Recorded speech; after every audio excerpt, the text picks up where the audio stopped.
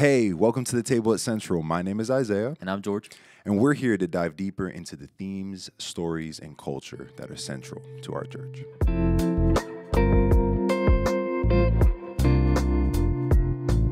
All right, man. So we're here. Here we are. We're back. We took a little break. Took a little break. Had a little breathe. Had to. Holidays, Yeah, but we're back. we are. And we returned, still talking the same series, though. We're still here talking about worship and in all things, the way of worship. And you got to close it up because that only makes sense as our creative and worship pastor here at Central Church. Yeah. Listen, man, this is one of those ones where I know we go back and forth. I just have some questions for you, really, because I was in the sound booth working lyrics, losing my mind, taking as many notes as I could. You can ask Sammy; she saw me. It really was cool to see you go up there and put the cherry on top of this series, man. So first and foremost, how did it feel? How did it feel to preach? It's been a little bit since you've been up on stage. Yeah. So how did it feel? It felt good. I mean, right off the bat, what I spoke on has been kind of what God has been dealing with me in, or teaching me in the last few months, even before we started this series. Sure. And so even before we started this series, we prayed as a staff, and I remember it was my turn to give the Devo, and I kind of gave like a little short version of my message. I hadn't really finished my message yet, but I just kind of shared what was on my heart, and that's where my message came from, because it's just what I was learning at the time, you know. And so it's been really cool. It's really cool when it happens like that. Sometimes it's like, all right, here's the topic. I'm gonna find it. Yeah. And this time it just kind of it just happened to be what in this current season, not to be overly spiritual or weird, but it was just what I had been thinking on, what I had been kind of, I don't know, marinating in, was this concept of, you know, we need the revelation of Jesus in our lives if we want our worship to be sustainable in all things and in all seasons. So it felt good. It felt good to let that out, and I just hope that it was, you know, impactful for people, and it shifted somebody's mindset about worship, you know. Yeah. So yeah, it felt good. I feel like first off, the feeling in the room was one where everyone was brought to a place of, I feel like you challenged us to get honest with ourselves right from the beginning. You know, I know you have your 3 points, and I want to touch on those. Yeah. But I love how you teed it up, and it caused us to have to almost preach it with you. I don't know how else to describe it. It was like, oh man, this is really it. We've learned all this stuff for the last month and some change. Yeah. What am I going to do with everything that we've talked about for these past couple of weeks? What am I going to do with what God has shown me and whispered and deposited into my soul and into my spirit? I feel like you kind of boop, and then everybody was like, yeah, like, oh, and then you landed these 3 points, these 3 ideas, these 3 dynamics of worship. And I want to start off with the first one. You talked about expectation after coming out of 1 Thessalonians. And I want to know what helped, like what got you to land on the word expectations. Break that down a little bit for those who maybe haven't heard the sermon yet or are going to listen to it after this. Well, I mean, I think it's kind of like the surface level reason to worship for a lot of people when they come to church. You know, like if this is something that, whether you've been doing it for a long time or you're new to church, and you choose to engage in worship, there is a certain level of expectation, or doing it because of the expectation. You know, absolutely. If you've grown up in it, if you've been doing it for a long time, it's easy to get into this kind of rhythm of, well, this is what I do. Yeah. You know, I've grown up in church. I go to church. Yeah, like you may believe in God and you're saved, and you know you read your Bible or you pray or whatever. But it's easy to just kind of get into this routine of, the expectation is that I do this because I agreed to this. This is just a part of what I do. Absolutely. Worship is just a part of, I identify myself as a Christian. This is my religion. You know. And so I think that's the very surface level of, like, okay, if you want to ask yourself what your driving factor for worship is, and be very honest, like you said, and you know, we would all want to answer like, it's because I love God. But let's just, for a moment, like, just be very, very objective. What actually drives you when you come into church, or there's a worship song on in your car or whatever. What is actually getting you to worship? And I guess I kind of meant that more in the context of corporate worship, but Right. it's applicable anywhere. Absolutely. But what is it that actually drives you? And I think sometimes it is that if you're new to this and you're choosing to respond, sometimes it is kind of like, well, you're looking around. Well, they have their hands up and they're singing along. So I guess this is just what we do, you know?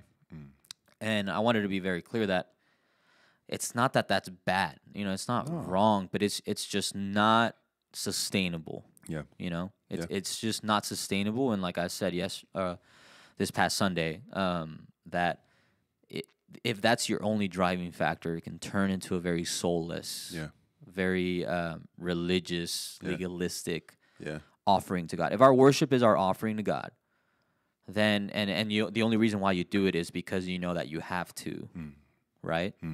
You may agree that you have to. You may be okay with the fact that, like, yeah, this is what we do as Christians. We are to worship, and you may be okay with that. But if that's the only reason why you do it, I'm not saying that it's bad. It's just it's not your best worship. Yeah. That's good. It's That's not a the good way to put worship it. that God deserves. You know, I think we can do better than that.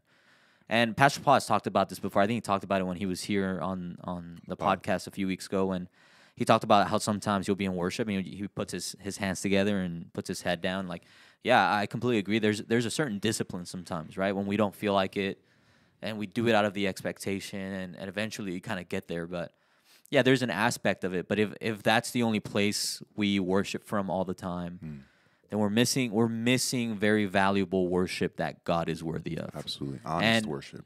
Honest worship. And I, for one, and this is, you know, it's everybody's own decision. My decision is that I don't want to give God just the bare minimum. In my life and in my eyes, God is worthy of my very best offering. Yeah. And if so, if what is required of me is to move beyond that, to give him what he deserves, then I want to do that. Yeah. You know, That's good. does that make sense? No, it makes lots of Yeah. sense. And I think what's cool is we're made in his image, right? So Mm-hmm. what you were saying that made me think was we're putting ourselves in a box. Yeah. That legalistic, soulless concept is something where we are actually limiting ourselves from experiencing this freedom that God's given us to worship him in Right. our highs and our lows.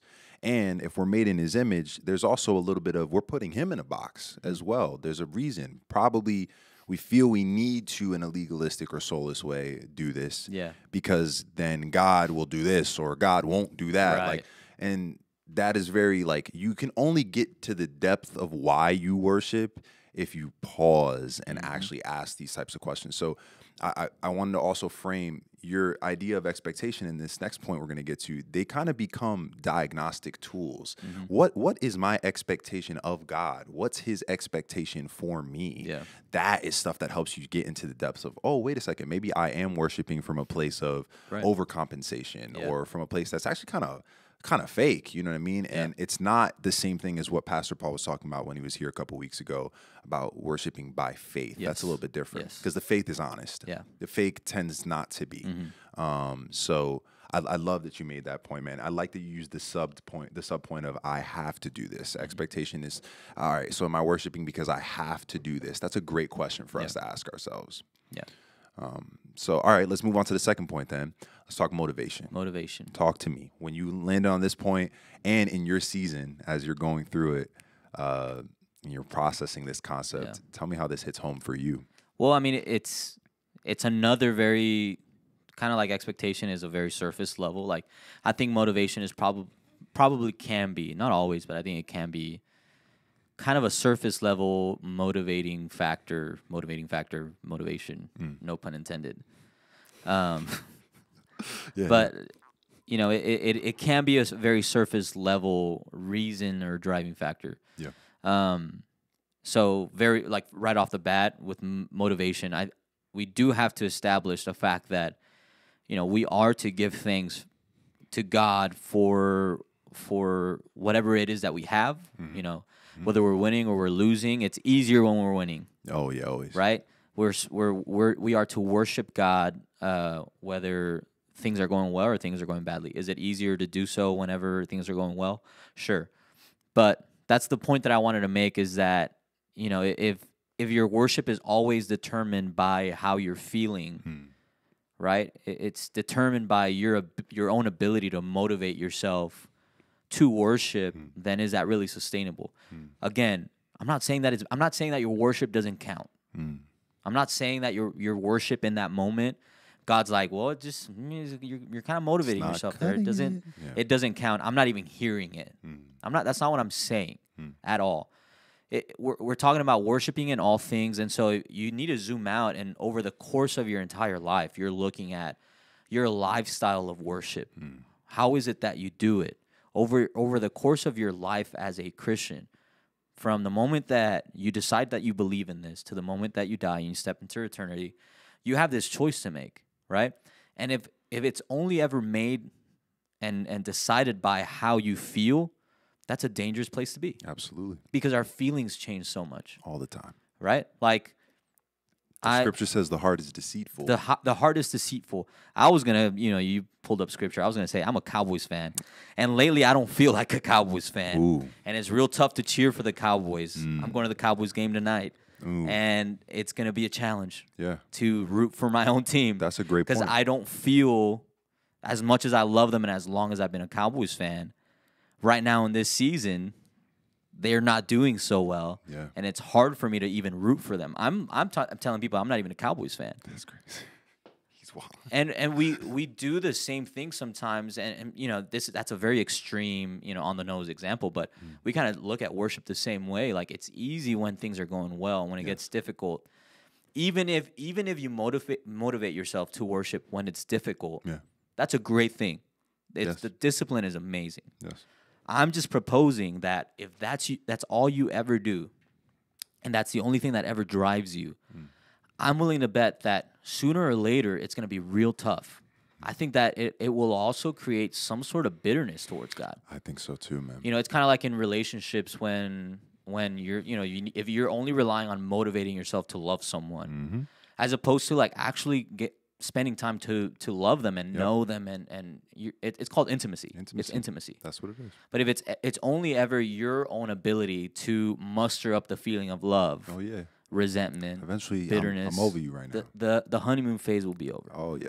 And so that's what I'm proposing. I'm not saying that it's bad. I'm not saying that your worship doesn't count. I'm not saying that anytime that you've motivated yourself to worship, it just doesn't count. That's not what I'm saying at all. I'm just trying to call attention to, hey, if that's all you're ever doing, it's time to reevaluate.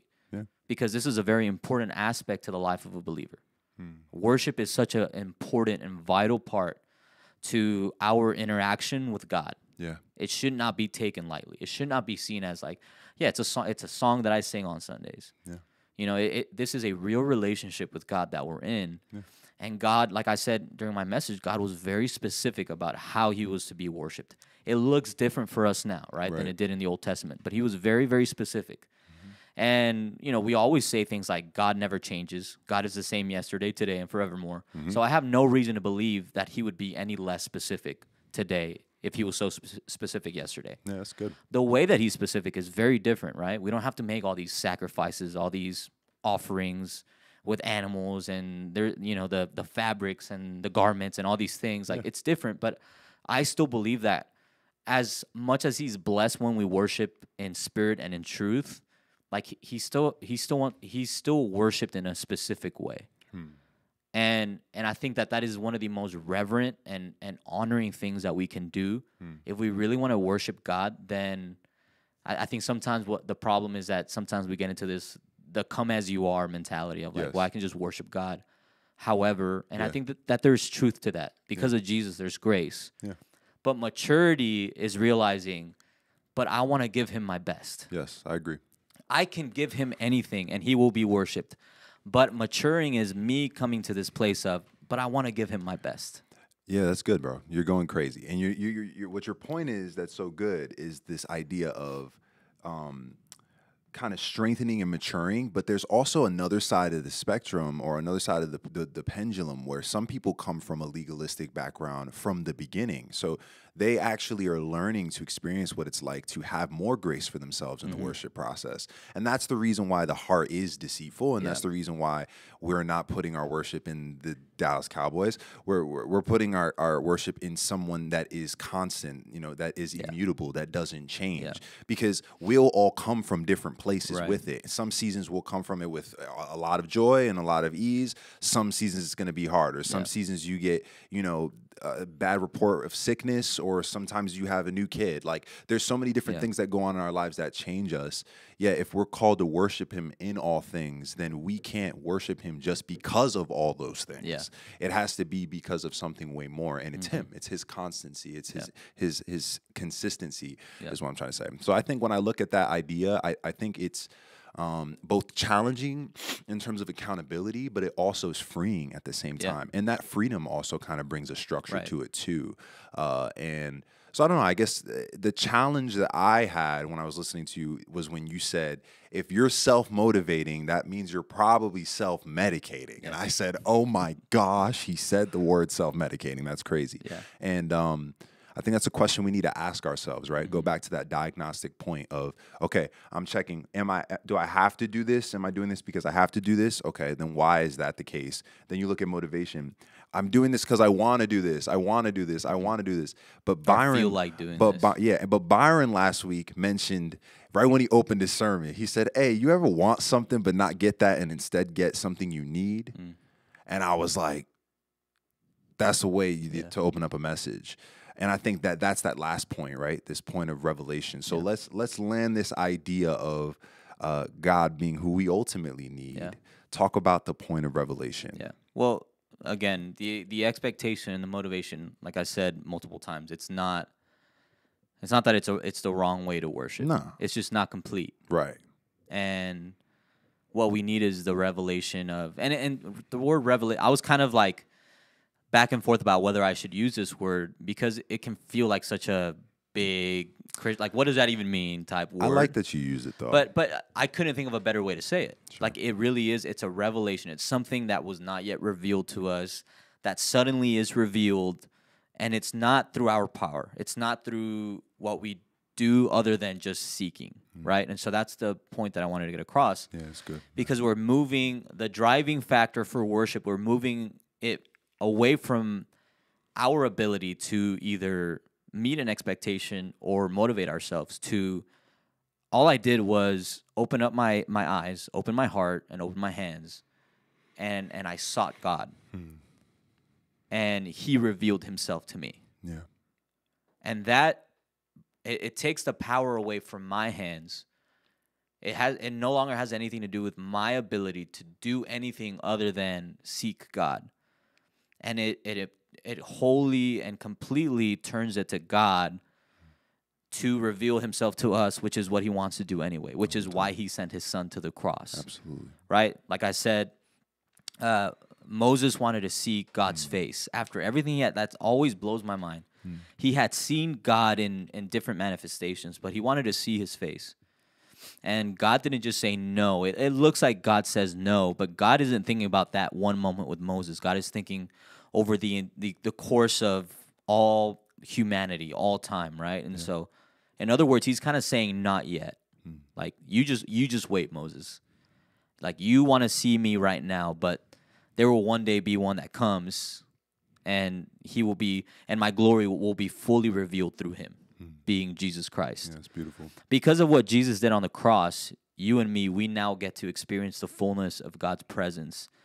And in the same way that worship, without the expectation and the motivation, it doesn't have anything to do with what I can do. Kind of like in the Old Testament, where for people to be able to be in the presence of God, they had to bring the offering. They had to find their best, most spotless lamb. They had to go through all this work to bring an acceptable offering to God. Yes.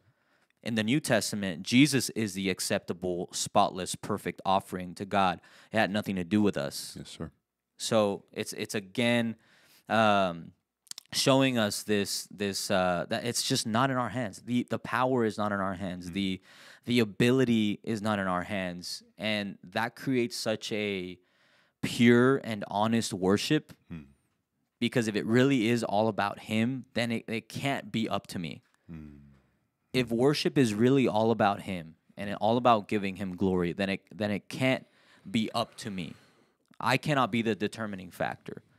right? Like all I have is to seek God. And I was thinking about seeking God. It's one of the few things in the kingdom that you cannot fail at, right? Jesus says, seek and you will find, ask and you shall receive, knock and the door will be opened. It's one of the few things that you'll fail at everything else. Yeah. You'll mess up everywhere else We'll in your miss life. the mark. You'll Yeah. miss the mark. One of the only things in the kingdom that you just, it's impossible for you to fail at is if you wholeheartedly seek God. It's promised to you that you will find him. But you know what'll make it feel like you failed at that? Your expectations. How motivated you may Yeah. be compared to the person left and right of you. Exactly. And I think that's it. That's the bread and butter of the conversation. And that's why I said it was a cherry on top of everything. Because, yeah, man, you're right. What do we have to lose? Mm-hmm. Jesus has made it so that we literally have nothing to lose, nothing to prove, and no part of ourselves that we have to hide in the process of worship either. He wants the honest, full truth. And you said something about this yesterday. Oh, yeah. When you were talking about expectation, what I also thought of was any expectation that God really has for us truly, like legit, Jesus took that to the cross too. Yeah. So we really have nothing to prove Yeah. at all. Like there's no level of I got to wash myself clean. I got to make sure that I'm doing it the right way. Yeah. Like, so that's if the enemy is in your ear or if your own like voices are in your head telling you, no, you're not doing this the right way. Jesus has no expectation on you whatsoever for you to do it in a certain way. He just wants you. Yeah. He just wants the honest George, Yeah. honest Isaiah, showing up in worship and just beholding who he is and what he's done for you, despite the season, despite how motivated you may feel, despite how much it may feel hard to even do. And I think this is all applicable in so many ways. We've talked about worshiping in the workplace, worshiping as family members, as husbands, as wives, as kids, as peers, coworkers. Like you can take this same concept. You can behold God and worship him in all of these facets of your life. Or you could put yourself in a rat race where everything is about doing what you're expected to do as a Christian in this day and age, which is no different than a lot of the other religions in the world, which have to do a lot of hustling and working hard and making yourself clean. Or you can self-motivate when we're in a world where we're constantly traumatized and exposed to stuff and desensitized. It's these emotional concepts that God frees us from. Yeah. And worship is not touched by that in any way, shape, or form. This worship, this revelation, this moment when God reveals himself, where there's room in your heart for who he says that he is and you know him to be, to actually land on the runway of your heart and you believe it. And then from that place, you live and you worship. You respond. You respond. Yeah. Yes, you respond. That's the word. Yeah. I think that as a believer, you should want a more pure worship. And I can't think of a better way than just, like I said, it's the intimacy. It's like, you know God. I've seen him at work. Like I've seen what he can do. I've seen miracles with my own eyes. I've seen his provision. I've seen his protection. I want to be someone that because I hold him in such a high regard, I want to give him my best worship. And because I want to give him my best worship, I don't ever want my worship to just be dependent on how I'm feeling or what I think are the expectations or just because of what he's done for me. Yeah, that's good, man. I want it to be because I know you. Like I've seen you. I know your heart. And you are worthy of the greatest worship that I can give. Whatever that is, whatever that looks like, right? If it's a little bit and if it's all I have, then it is what it is, but I want to give you everything. Like that's what it should be. Yeah. Because when you really experience God and when you really experience his presence, it should not be about or just about the feeling. It shouldn't just be about the expectations. It should be this very natural response to God. And I think this is what I think. I think it's because if God created us very specifically, if God actually like took time and designed you and me and wired us a certain way and gave us the thoughts and the emotions and the ability to move through the world. I just think that there's something deep within us that we are not able to necessarily access or identify, but there's just something deep inside of us that can only respond to him Yeah, it's good. because he's our creator. That's right. And I think so many people, their entire lives are they don't know it, but they're waiting for that moment where they're finally in the presence of God. And it's almost like this inexplicable thing that there's just something deep. It has nothing to do with, oh, I feel good about this, or, well, I'm just doing what I'm expecting. Like, no, it's the revelation of, like, this is my God. Like, this is my creator. Yeah. And all I can do in this moment is worship. Yeah. Like, that's why when we get to heaven, what are we going to be doing? Worshiping. We're going to be worshiping. What are we going to be singing? Holy, holy, holy. Holy, holy. Yep. Right? Like, that is because like, that's a whole nother revelation that we will have when we're finally face to face with God in heaven, and all we're going to be able to do is worship. But I believe that there is a version or aspect of that while we're here on earth. Oh yeah, absolutely. Right? And I think that's what we want to go towards. Not to argue that it's that at the heart, that centering on him, that then creates and plants like a seed and sprouts in our lives. The only thing that we can take with us to heaven. Right. All the other worship of all the other dumb idols, like Pastor Paul puts it, Yeah. can't take any of that with me No. to the gates, Yeah. to the remainder of my time existing. Yeah. You know what I mean? Like, it's insane to think that we would be distracted Yeah. by foolish lies, silly lies, things that Jesus himself bled for us to not have to be plagued by anymore. Yeah. And so I think this is a timely series as we think about the next year, as we think about, it's New Year's coming up, it's Christmas time coming up. These are moments of renewal, times when people want to say, okay, I'm going to create a resolution. I'm going to try to do better at this. Let's not do something surfacey. Let's let that transformation actually ring true in our lives, and let's worship him in all things, man. I think that's a good challenge for us to have as a body. I think that, it's a good challenge, and it's one that will not return void. Nah. I love what you said, like, this is something that nobody can take this from me. This is the one thing that we get to take with us. Yeah. And, while I was preparing for my message, I thought about sharing this story of Mary and Martha, and I decided not to, but that's one of my favorite stories from the Bible is Jesus comes over to their house. Martha is very busy preparing things, cooking and cleaning, because it's Jesus. Like, this is a huge deal to them.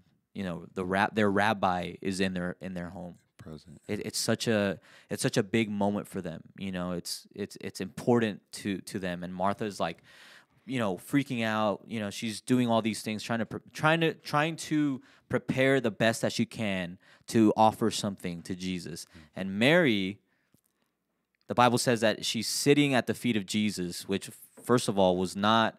It was frowned upon culturally speaking for a woman to be sitting at the feet of a rabbi, because Jesus was a rabbi. He was a teacher. So he's teaching in their home, and Mary isn't doing what she's supposed to be doing. She's not fulfilling the expectations.